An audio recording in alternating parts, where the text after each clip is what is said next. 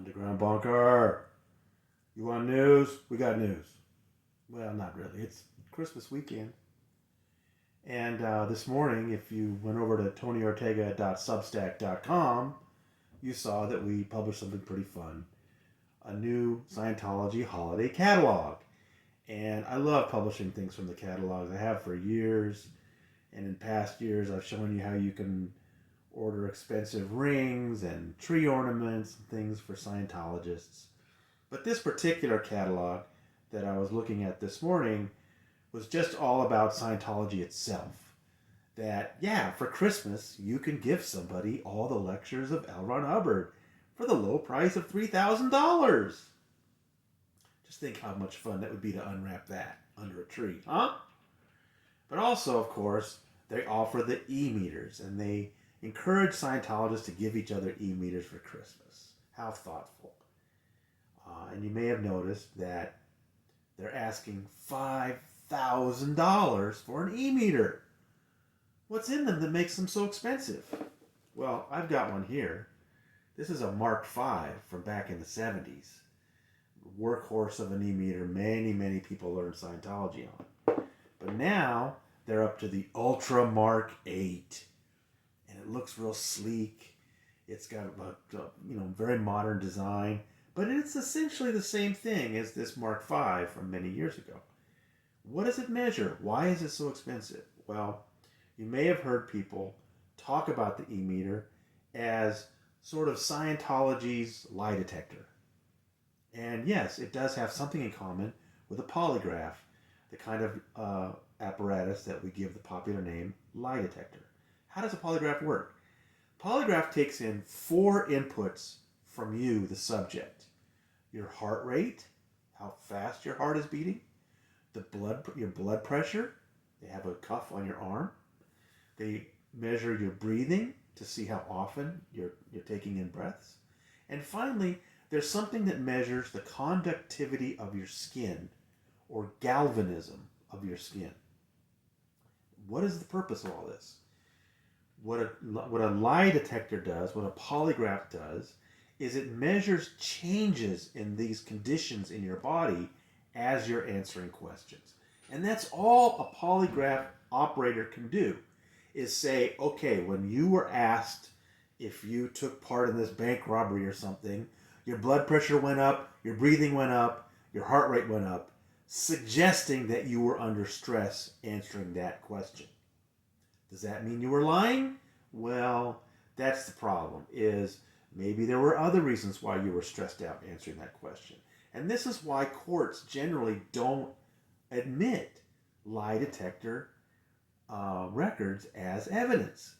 Because again, it's not literally reading your mind, it's just measuring these physiological changes in your body as you're answering certain questions.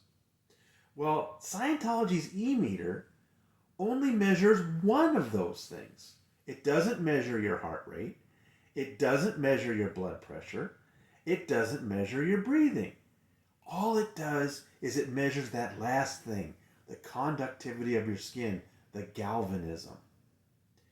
And so it has even less to say about what you are going through as you answer questions. Scientologists convince each other that this thing can literally read your mind. The electronics just say, no, it measures small changes in conductivity, which could be affected by a lot of different things. The other reason why the E-meter is not the lie detector that they claim it is that, okay, let's say you did hook it up to your skin to see how it changed in conductivity. That might give a sort of base reading of how your skin was conducting electricity and how it changed. But that's not how it works. They have you hold these sensors in your hands, which is highly variable. You add all kinds of variability. The variables you add are how tight is the grip, what's the sweat, how much are your palms sweaty, what's the salt content of your sweat. I've talked to electrical engineers who say all of these variables get entered simply because you're holding them, rather than say have a sensor put on your skin. I have asked so many Scientologists this. Why do you hold the sensors in your hands. And they can never give me an answer other than, well, that's what we were told to do. You have to understand, the more variables you introduce, the less useful is the information that comes out. And of course, you can talk to ex-Scientologists who will tell you how they learned to manipulate the readings on the E-meter simply by how much they grip the sensors. It's ridiculous that they're being held in the hands. You introduce something then called the idiomotor effect. It's the same thing that drives the Ouija board device and also enters into dowsing. You'd think you're holding something as constant as you possibly can, but you aren't. There are tiny changes in your muscles that make that Ouija board. The Ouija board and the E-meter work exactly the same. You think you're holding it constantly, but you're not. It's just a parlor trick. That's all it is. That's all it's ever been. And of course, when I say these things, some particular independent Scientologists get very upset. They tell me, but Tony, I've learned so many things about myself with the E-meter. Please. It's the most primitive device. Mark Headley will tell you he had worked on creating these things. He will tell you there's like $50 worth of parts in this thing. It's got a pretty looking case that they spent some time designing, but the electronics are absolutely primitive. And they're charging $5,000 for it. So that's what I get a kick out of.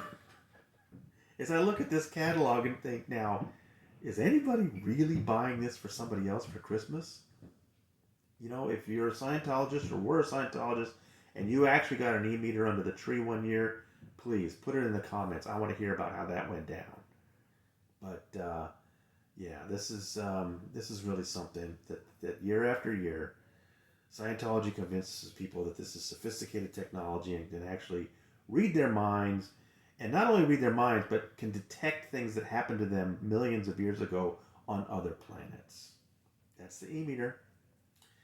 Well, it is a Christmas miracle, isn't it? That anybody buys one. So, I don't know if you'll hear from me over the weekend, but if wherever you are, please have a happy holiday, happy Hanukkah, Merry Christmas, anything else you're celebrating, happy Kwanzaa, all the rest. And stay safe. There's some pretty amazing weather going on out there right now.